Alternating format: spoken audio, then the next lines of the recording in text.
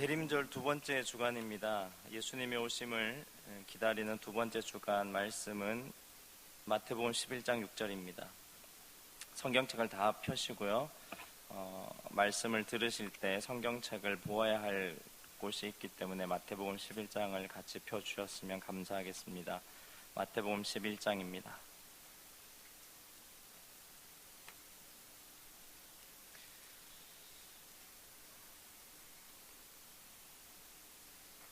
마태복음 11장 6절입니다. 한 절이기 때문에 우리 다 같이 한 목소리로 읽도록 하겠습니다. 6절입니다. 시작. 누구든지 나로 말미암아 실족하지 아니하는 자는 복이 있도다 하시니라. 아멘. 올해는 그 어느 때보다 성탄 분위기가 잘 안 나는 것 같습니다. 해마다 12월이 되면 거리만 나가면 창밖을 보라, 썰매를 타고 I am dreaming of white Christmas 이런 노래들이 나오는데 올해는 그런 성탄에 관한 노래들이 많이 안 나오는 것 같습니다. 아마 나라가 여러 가지 시국적인 문제가 있어서 그런 것 같습니다. 학생들은, 우리 직장인들은 지금 이제 연말 또 연말 해야 될 일들이 많이 있을 거고요. 또 우리 학생들은 기말고사 기간일 건데 이렇게 한번 질문을 해볼까요? 영화관에 왜 갑니까? 영화관에 갑니다. 왜 갑니까? 야구장에 갑니다. 왜 갑니까? 직장에 갑니다. 왜 갑니까? 도서관에 갑니다. 왜 갑니까? 시장에 갑니다. 왜 갑니까? 왜 가세요? 우리가 일어나서 24시간 살면서 가는 곳을 한번 생각해 보십시오. 내가 일어나서 어디 가는지 왜 갑니까? 나는 내가 가는 이 모든 곳에 상처받으러 갑니다. 그렇게 생각하고 오늘은 학교에 가야겠다. 나는 상처받기 위해서 학교 가야지. 그런 사람들이 있습니까? 난 오늘 직장에 가야지. 오늘 직장 가서 상처받으려고 직장에 가야지. 이런 분들이 있습니까? 우리는 24시간 동안 어딘가를 향해서 매일매일 돌아다닙니다. 그리고 또 집으로 돌아와서 잠을 청합니다. 우리는 나름의 이유와 목적을 가지고 있기 때문에 그 이유와 목적을 이루기 위해서 어딘가로 갑니다. 다 이유와 목적이 있을 겁니다. 학생들 기말고사 기간이라고 말씀드렸는데 기말고사 시험 대비 공부를 이유와 목적으로 삼았다면 어디로 가야 됩니까? 문제입니다. 너무 어렵습니다. 보기가 있습니다. 1번 시장, 2번 간장, 3번 야구장, 4번 도서관, 5번 영화관, 6번 아무데나. 어디 가야 됩니까? 다시 한번 보기를 불러드릴까요? 기말고사 시험 대비 공부를 선택한 우리는 어디로 가야 됩니까? 1번 시장, 2번 간장, 3번 야구장, 4번 도서관, 5번 영화관, 6번 아무데나. 6번 아무데나. 우리가 어딘가를 선택했다는 데는요, 두 가지 칭찬을, 우리가 어디를 간다라고 했을 때는 일단 두 가지를 서로 칭찬해줘야 됩니다. 이유는 모르지만 우리 옆에 분들 이렇게 한번 인사하면서 칭찬해 보도록 하겠습니다. 너 잘 왔다. 발음 잘못하시면 큰일 납니다. 잘 왔다 이렇게 하지 마시고요. 좀 사랑과 그걸 좀 담아서 너 잘 왔다 이렇게 칭찬해 주십시오. 다시 한번 인사하겠습니다. 일단 우리가 어디를 간다고 하는 건요, 두 가지 칭찬해야 하는데 첫 번째는 유혹을 이겼다는 겁니다. 기말고사 기간 영화관도 야구장도 시장 쇼핑도 다 이겨냈다는 겁니다. 도서관에 갔다는 것은. 그래서 그걸 칭찬해 줘야 되고요. 두 번째는 사전에 연구했다는 걸 칭찬해 줘야 됩니다. 이런저런 도서관이 많이 있는데 내가 공부하기에 적합하고 관련 자료나 책이 많은 도서관으로 갑니다. 사전 조사가 있었다는 겁니다.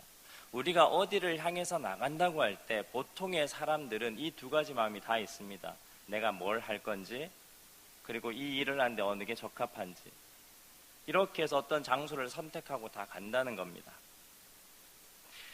그런데 이런 목적과 이유를 가지고 우리가 움직이는 삶에 있어서 정말 심혈을 기울여서 주의를 기울이지 않으면 큰 위험이 있다는 사실을 우리가 알아야 됩니다. 기말고사, 그러면 도서관, 이건 연결하기가 참 쉽습니다. 그러면 이렇게 질문하겠습니다. 어떤 이유와 목적으로 교회에 오셨습니까? 왜 예배드리러 오셨습니까?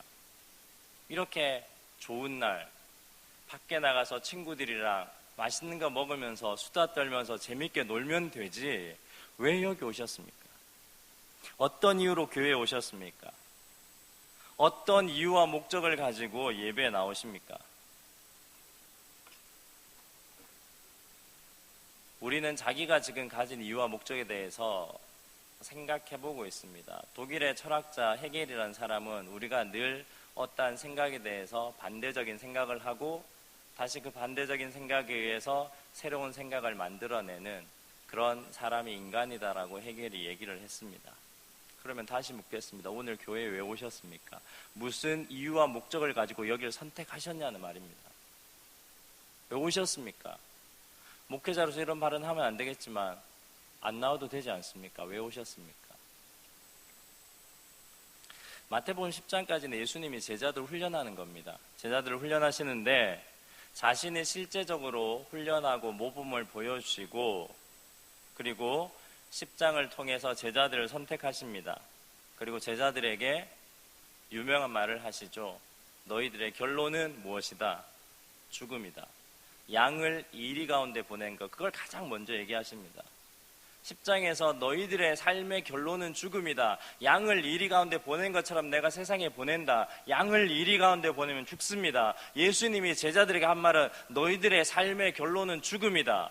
그러니 죽음이 너희의 결론임을 알고 가라. 세상으로 가라. 이유와 존재 이유와 목적을 명확하게 해주셨습니다. 세상이라는 가야 될 곳을 얘기해 주셨고 그 이유와 목적은 죽으러 가는 거야 라고 얘기를 해주셨습니다. 그렇게 얘기하신 다음에 설교를 마치시고 오늘 11장 1절입니다. 성경이 이렇게 되어 있습니다. 예수께서 12 제자에게 명하시기를 마치시고 이에 그들의 여러 동네에서 가르치시며 전도하시려고 거기를 떠나가신다. 이제 본격적으로 예수님이 제자들 데리고 실습하십니다. 어떻게 죽어야 되는지, 왜 너희들 삶의 결론이 죽음이라고 내가 얘기했는지 가르치기 시작하십니다. 그런데 오늘 이런 와중에 이 예수님에게 한 인생의 깊은 문제 제기를 하는 한 청년을 예수님께서 만나게 됩니다. 그는 누구냐? 바로 세례 요한입니다.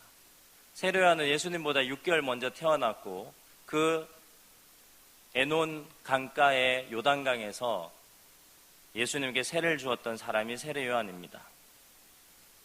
예수님보다 6개월 먼저 태어나서 하나님의 뜻을 이루려고 예수님에게 세례까지 베푼 사람이 세례 요한입니다. 그런데 살다 보니 예수는 그 세례 요한 자신이 생각하는 세계 변혁과는 다른 삶을 사는 것 같다는 생각이 들었습니다. 세례 요한이 느끼기에는 예수님의 변혁하는 세상의 속도가 너무 느린 것 같았습니다. 예수님의 행동이 너무 더딘 것 같았습니다. 정말 좀 빨리 변했으면 좋겠는데 예수님이 오셔서 자기가 생각한 일들을 안 한다는 겁니다. 나중에 14장에 가면요, 세례 요한이 순교합니다. 지금은 어떤 상황이냐면 세례 요한은 항상 하나님의 나라의 옳은 일들을 위해서 기도하고 부르짖고 회개를 선포합니다.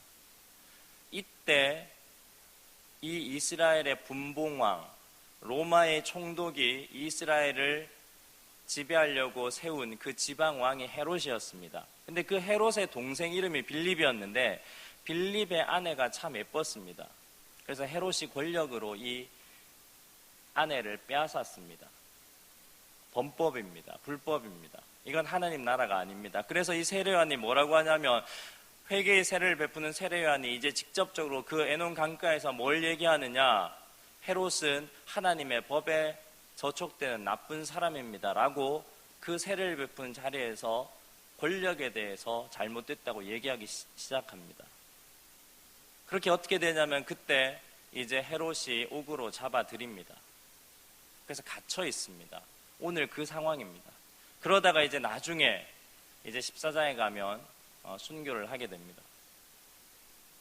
그 상황 가운데 옥에 갇히고 나니까 이 세례 요한한테 의문이 들었습니다.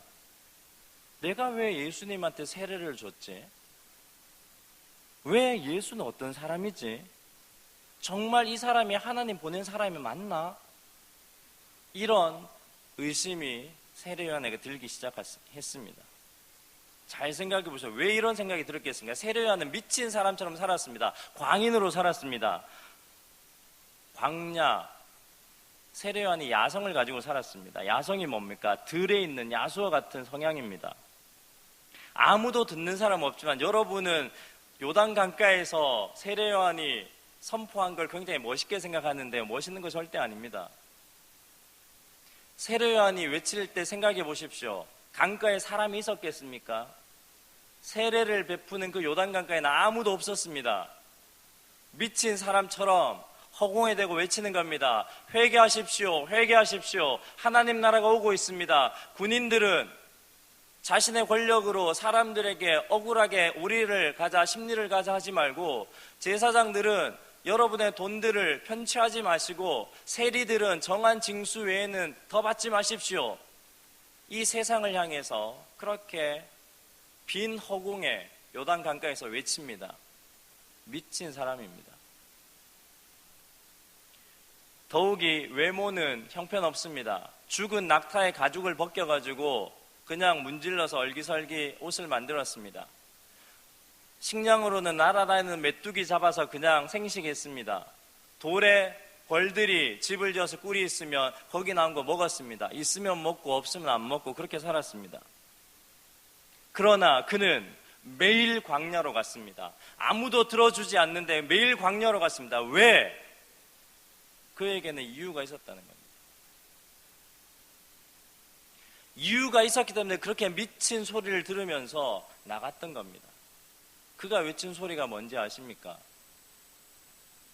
그가 외친 마음의 소리는 하나님 나라였습니다. 자기는 말라기에 나온 그 선지자가 얘기한 사람을 자기라고 확신했던 겁니다. 말라기 얘기는 조금 이따가 해드리겠습니다. 그렇게 해서 그 이유를 가지고 계속해서 매일매일 광야로 나갔던 겁니다. 하나둘 사람들이 모이기 시작합니다. 저 미친 사람이 무슨 얘기를 하지? 그렇게 모이다 보니 자기의 마음에 회개함이 듭니다. 아, 내가 이렇게 살면 안 되겠구나. 그때부터 거기에 회개의 세례가 시작됩니다. 우리는 세례 요한이 막 거기서 설교하면 많은 사람들이 모여있고, 아, 죄송합니다, 잘못했습니다, 하나님 이럴 줄 알았습니까? 아무도 도와주지 않고 아무도 알아주지 않는 그 미친 사람의 삶을 광야에서 살아갈 때 한두 사람의 회개자들이 모이기 시작했던 겁니다. 결국은 그 삶은 예수님 표현으로 말하면 자기 인생이 죽는 삶입니다. 양이 이리 가운데 가서 죽는 것이 이런 현상입니다. 하나님이 시키신 일이 있기 때문에 그 이유와 목적을 가지고 아무도 가지 않는 광야로 갔다는 겁니다. 이게 세례 요한의 삶입니다. 근데 그가 마음에 힘이 듭니다. 옥에 갇혀서 힘이 든 게 아니라, 옥에 갇힌 것도 물론 힘이 들지만 자신이 외치는 하나님의 정의의 나라가 이루어지기는커녕 왕을 비판했다고 옥에 갇혔습니다. 게다가 더 힘든 것은 예수님이 절대로 급하게 하나님 나라를 이루어지 가지 않는다는 겁니다. 자기는 이제 곧 죽을 것 같은데 예수님은 너무 천하태평입니다. 사람들이나 모아놓고 얘기나 하고 아픈 사람 있으면 고쳐주기나 하고, 자기는 전혀 이렇게 해서 하나님 나라가 이루어지지 않는 속탐이 있었습니다. 그래서 자기 제자를 옥으로 부릅니다. 야, 예수님한테 물어보고 와라. 진짜 예수님이 하나님 아들 맞는지 가서 물어보고 와라. 그게 오늘 본문 위에 나오는 말씀입니다. 11장 3절, 예수께 여짜오되 오실 그이가 당신이 오니까 우리가 다른 이를 기다리오리까? 그렇게 물어보고, 당신 아니죠? 우리가 딴 사람 기다릴까요? 이렇게 물어보고 오라고 제자들을 보냅니다. 옥에서. 그때 5절에 이렇게 예수님이 얘기하십니다. 맹인이 보며 못 걷는 사람이 걸으며 나병 환자가 깨끗함을 받으며 못 듣는 자가 들으며 죽은 자가 살아나며 가난한 자에게 복음이 전파된다 하라. 그리고 세례 요한의 그 안타깝고 연약한 그 모습을 안타까워하시면서 오늘 본문 6절을 이렇게 얘기하시는 겁니다. 함께 읽도록 하겠습니다. 6절입니다. 시작. 누구든지 나로 말미암아 실족하지 아니하는 자는 복이 있도다. 지금 세례 요한은 마음이 힘들다라는 겁니다. 실족했다라는 겁니다. 자기가 생각하는 하나님 나라가 이루어지지 않고 자기는 옥에 갇혀 있다는 겁니다. 세례 요한아, 마음이 많이 힘들구나, 시험 들었구나, 실족한 것 같구나, 그런 얘기를 하시는 겁니다. 그러고는 제자들이 그 얘기를 가지고 옥으로 돌아가고 요한의 제자들이 돌아갑니다. 그 후에 예수님이 그 모인 무리들과 자기가 직접 선택한 제자들에게 이렇게 얘기합니다. 그 요한이 어떻게 이런 고민을 하게 됐고, 이런 고민을 하지만 요한이 얼마나 훌륭한 사람인지 사람들과 제자들에게 가르치기 시작합니다. 요한이 왜 저런 삶의 고민을 하고 있는지, 그 고민이 얼마나 깊은지, 그런 깊은 실존의 고민인지 이야기하고 가르치십니다. 그 질문이 오늘 설교 제목입니다. 7절에 있습니다. 그들이 떠남에 예수께서 무리에게 요한에 대하여 말씀하시되, 요한에 대해서 얘기를 하십니다. 너희가 무엇을 보려고 광야에 나갔더냐? 너희가 무엇을 보려고 광야에 나갔더냐? 사람들이 이유 없이 언제 무언가를 보려고 나갔는지 아십니까? 혹시 여러분 광화문 갔다 오셨습니까? 촛불 200만이 넘었다는데 한번 가보셨습니까? 왜 이유와 목적 없이, 명확한 이유와 목적 없이 거대한 모임들의 사람들이 가는지 아십니까? 내가 가진 것이 초라하게 보일 때, 내 가진 것에 대한 확신이 없을 때, 거기 가면 무언가 있겠지라는 마음으로 사람들이 가기 시작합니다. 우와, 거기 많구나. 그러면 무언가 있을 것 같으니까 그렇게 찾아갑니다. 그래서 무언가 조금 사람들에게 반향이 있거나, 아, 그 사람 대단해 라는 이야기가 들리면 거기로 가려고 합니다. 자신이 그곳에 왜 가야 되는지 모르면서 가는 겁니다. 그러면서 기대합니다. 거기에는 분명 무언가 깊은 게 있을 거야. 나를 변화시킬 게 있을 거야.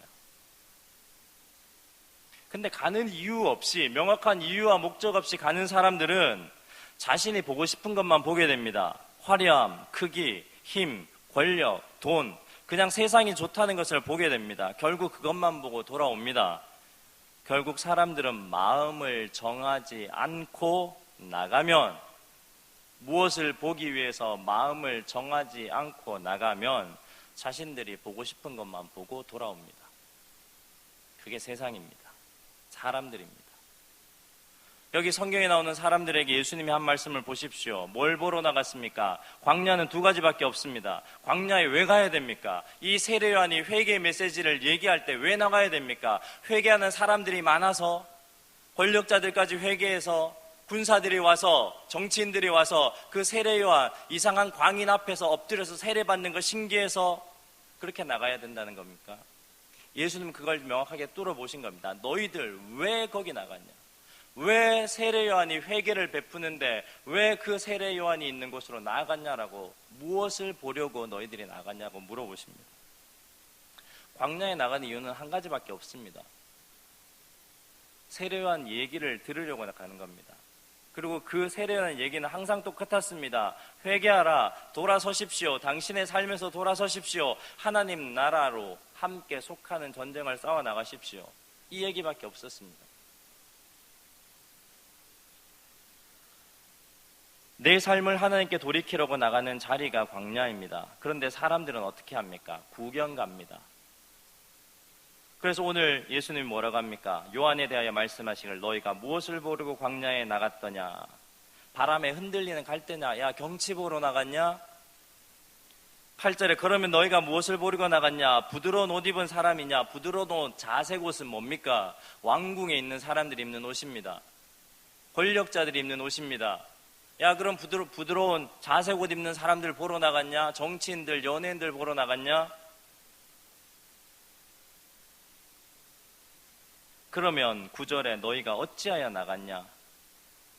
선지자를 보기 위함이더냐? 옳다. 내가 너에게 이르노니 선지자보다 더 나은 자다. 지금 예수님께서는 세례 요한은 그 삶의 이유와 목적, 하나님께서 얘기하신 이유와 목적을 가지고 광야에 나갔다고 얘기하고, 너희들은 그러면 왜 광야에 나갔냐라고 물어보시는데, 사람들이 가니까 따라갔냐? 너희가 진짜 봐야 되는 건 다름이 아니라 세례 요한이 그렇게 광야에 외칠 수밖에 없었던 이유를 알고 나가야 된다, 이렇게 얘기하는 겁니다. 생뚱맞은 얘기지만 촛불 드는 거에 대해서 얘기해서 죄송합니다. 저는 나가라 말라고 얘기하는 게 아니라 사람들 많으니까 가지 마십시오. 이유 가지고 가십시오. 그 사람들 100만에 200만의 얘기가 다 같을 수는 없습니다. 예수님 물어보십니다. 너희들 그 촛불 드는데 왜 나갔어? 야, 경치 보러 나갔어? 정치인 보러 나갔어? 연예인 보러 나갔어? 네가 뭘 잡고 나갔는데 그거 못 잡고 나가면 아무것도 아니야. 그렇게 얘기를 하는 겁니다. 세례요한은 달랐습니다. 시험 얘기하면 내일 시험인데 도서관은 갔는데 이유와 목적은 잃어버린데 도서관에서 졸거나 음악을 듣거나 휴대폰에 깔린 영상을 보거나 웹서핑을 합니다. 도서관에 갔는데 시험 공부는 안 합니다. 그런 자에게 시험은 심판입니다. 세례요한은 달랐습니다. 보고 싶은 거 보러 나간 사람이 아닙니다. 사람들은 어떤 미친 한 사람이 허공에 고래고래 고함치는데 급기야 그게 진짜 진리의 말이고 사람들이 모여서 눈물을 흘린다고 하니까, 세례를 받는다고 하니까 모여들기 시작합니다. 여러분이 이런 퍼포먼스를 보고 싶어서 간 사람들입니까? 그러면 세례 요한이 어떤 이유로 광야에 나갔는지 한번 찾아봅시다. 그 말씀이 오늘 10절에 기록된 바, 보라 내가 내 사자를 내 앞에 보내노니 그가 내 길을 내 앞에서 준비하리라. 말라기서 말씀입니다. 말라기서 3장 1절을 제가 한번 읽어드리겠습니다. 만군의 여호와가 이르노라, 보라 내가 내 사자를 보내리니 그가 내 앞에서 내 길을 준비할 것이요 또 너희가 구하는 바 주가 갑자기 그의 성전에 임하시리니 곧 너희가 사모하는 바 언약의 사자가 임하실 것이라. 말라기가 구약의 마지막 책입니다. 근데 그 말라기 선지자가 이후에 400년 동안 예수님이 오기까지 아무 선지자도 일어나지 않습니다. 400년, 예수님 오기 전 400년 전의 예언인데, 그 예언에서 뭐라고 얘기하냐면 하나님께서 한 사람을 보내준답니다. 예수님이 오는 길을 준비하는 사자 한 사람을 보낸답니다. 그게 말라기 선지자가 예언한 겁니다. 근데 이걸 마지막 말라기 4장 5절과 6절에는 이렇게 얘기합니다. 보라 여호와의 크고 두려운 날이 이르기 전에 내가 선지자 엘리야를 너에게 보내리니 그가 아버지의 마음을 자녀에게로 돌이키게 하고 자녀들의 마음을 그들의 아버지에게로 돌이키게 하리라. 돌이키지 아니하면 두렵건대 내가 와서 저주로 그 땅을 칠까 하노라. 이게 말라기서 끝입니다. 5절을 다시 올려주십시오. 지금 세례 요한은 만군의 여호와 하나님께서 누군가 한 명을 준비시킨답니다. 예수님이 와야 되는 길을 준비하는 사자를 준비한다고 300년 전에 그 예언이 말라기로 끝납니다. 그러면서 그 사람이 어떤 사람이냐? 여호와의 크고 두려운 날이 이르기 전에 내가 선지자 엘리야를 다시 보냈다. 엘리야는 예전에 죽었던 선지자입니다. 근데 그 엘리야를 보내겠다고 합니다. 세례 요한은 태어난데 이름이 엘리야입니까? 엘리야 아닙니다. 자기의 이름은 세례 요한이었지만 세례 요한은 이 말라기 3장 1절 2절과 말라기 4장 5절 6절을 자기의 존재 이유와 목적으로 삼았던 겁니다. 그래서 예수님께서 세례 요한은 자기 인생의 존재 이유와 목적을 말씀으로 잡은 자다, 그 말씀이 말라기 3장 1절 2절이었고 그 사람은 엘리야가 오겠다고 하는 그 엘리야를 자기라고 생각했다. 그래서 그는 자신을 엘리야로 생각하고 예수님을 예배하기 위해서 매일매일 그 미친 광인처럼 광야로 나아갔다. 그렇게 얘기합니다. 그런데 그렇게 잘 사는 사람도, 그렇게 말씀을 붙들고 살려고 하는 사람도 억울하게 옥에 갇히니 어떻게 됩니까? 마음이 약해지고 실족한다라는 겁니다. 그래서 오늘 읽었던 우리의 본문, 누구든지 나로 말미암아 실족하지 아니하는 자는 복이 있다. 그만큼 그 매일매일 광야로 나가는 삶이 힘들다는 겁니다. 그러면서 예수님께서 11절에 내가 진실로 너희에게 말하노니 여자가 낳은 자 중에 세례 요한보다 큰 이가 일어남이 없다. 천국에서 큰 자라는 말은 죽어서 하늘나라가 크다라는 개념이 절대 아닙니다. 마태복음의 하나님의 나라 천국은, 세례 요한이 그렇게 외쳤던 하늘나라 천국은 예수님께서 하나님의 나라가 이 땅에 이루어지기를 원한다고 한 현실의 얘기입니다. 그 하나님 나라 바로 천국입니다. 이 천국에서 큰 자가 누구냐? 세례 요한이다라고 얘기합니다. 세례 요한이 한 일은 하나님의 그 예언자의 말씀이 제 마음을 사로잡았습니다. 저는 이걸 위해서 인생을 살아갈 겁니다. 그렇게 나왔습니다. 여러분에게 묻겠습니다. 오늘 얘기는 세례 요한 얘기입니다. 여러분은 교회에 왜 나옵니까? 이유 없이 나오면 당연히 보고 싶은 것만 봅니다. 존재 이유와 목적 없이 내가 왜 교회 나오는지 이유 없이 나오면, 내가 잡은 말씀 없이 교회 나오면 뭐만 보냐면 내가 보고 싶은 것만 보고 갑니다. 사람들 많으면 많았네, 사람들 적으면 많이 안 모이네, 오늘은 뭐가 재밌을까, 자기 좋아하는 것만 보고 다 갑니다. 여러분은 왜 왔습니까? 여러분이 성경의 69권 말씀 중에 뭘 잡고 계십니까? 그래서 왜 교회 나온 이유가 어디에서 나오는 겁니까? 여러분이 말씀을 붙들지 못하고 말씀을 잡지 못하고 존재와 위의 목적을 여기서 찾지 않기 때문에 교회에 나오는 게 곤욕입니다. 힘듦입니다. 지루함입니다. 재미없음입니다.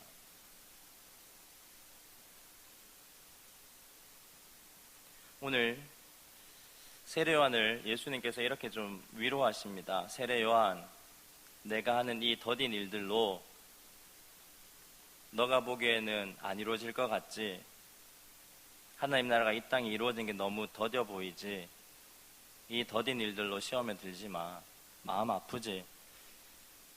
저기 있는 시골에 안전뱅이 한 사람이 걷는다고 세상이 변하지 않는 것 같지? 죽은 자가 살아난다고 세상이 크게 달라지지 않지? 여전히 약한 로마의 힘과 종교 권력자들의 힘이 이 세상을 하나님 나라로 안 보이게 만들지? 그런 일로 부르짖다가 오게까지 와서 이제 죽음의 날만을 기다리다 보니 너 요한 시험에 들 정도로 초라해 보이지? 괜찮아. 나의 이런 더딘 행보로 시험에 들지 말고 너가 잡은 하나님의 말씀 끝까지 잡아. 요한, 내가 하겠다던 하나님의 아들인 바로 내가 좀 더 수월하게 사람들에게 하나님 나라를 선포할 수 있도록 돕겠다던 그 마음을 잃지 마. 넌 말이야, 세례 요한, 넌 말이야, 이 세상에서 가장 큰 자야. 너희 어머니도 자랑스럽게 생각하실 거야. 네가 이렇게 끝까지 살아주어야 극히 이 세상에 작게 살려고 하는 사람들이 생겨날 거야. 그리고 그 지극히 작은 삶을 살아가는 삶이 하나님 나라에서 가장 큰 삶임을 사람들이 알게 될 거야. 너가 이 길을 가주어서 고마워. 네가 이렇게 살아주기 때문에 계속 이런 사람들이 연결될 거야. 나 때문에 실족하지 마. 내가 좀 더디지.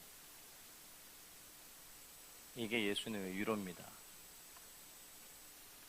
이 더딘 변화의 세상 가운데 하나님의 정의가 이루어지지 않아서 이게 무슨 하나님 계십니까? 라고 삿대질하고 싶은 이 세상에 이런 정당한 대우를, 노동의 대가를 못 받고 취업해서도 너무 힘든 우리 젊은 세대에 이게 하나님 살아계시다면 진짜 이렇습니까? 하고 하나님께 항변하고 싶은 이 세대에 오늘 세례 요한은 말씀을 잡았던 겁니다. 내가 이렇게 지극히 세상에서 작은 자처럼 사는 이 광인처럼 사는 이것이 예수님이 오셔서 하나님 나라를 넓혀가는 길에 지름길이 되겠지. 때로는 옥에 갇혀서 진짜 하나님께 의심이 들어서 실존적인 고민을 하며 나 못하겠다라고 하는 그 마음이 들 때도, 그렇지만 끝까지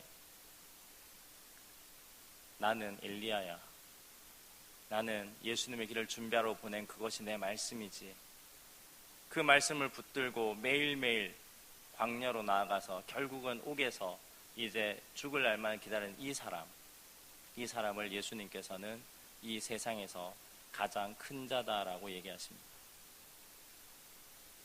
여러분, 큰 자가 되고 싶다면 먼저 잡으십시오. 하나님, 제가 이 세대를 향해, 이 세상을 향해 저는 어떤 게 제 말씀이길 원하십니까? 세례 요한처럼 오늘 하나님께 붙드시는, 하나님께서 여러분에게 해주시는 말씀이 있었으면 좋겠습니다. 교회 왜 나옵니까? 주일 되니까, 한시 되니까 나오지 마십시오. 오늘 세례 요한에게 하신 예수님의 위로가 여러분들에게 조금이나마 위로가 되었으면 좋겠습니다. 기도하겠습니다.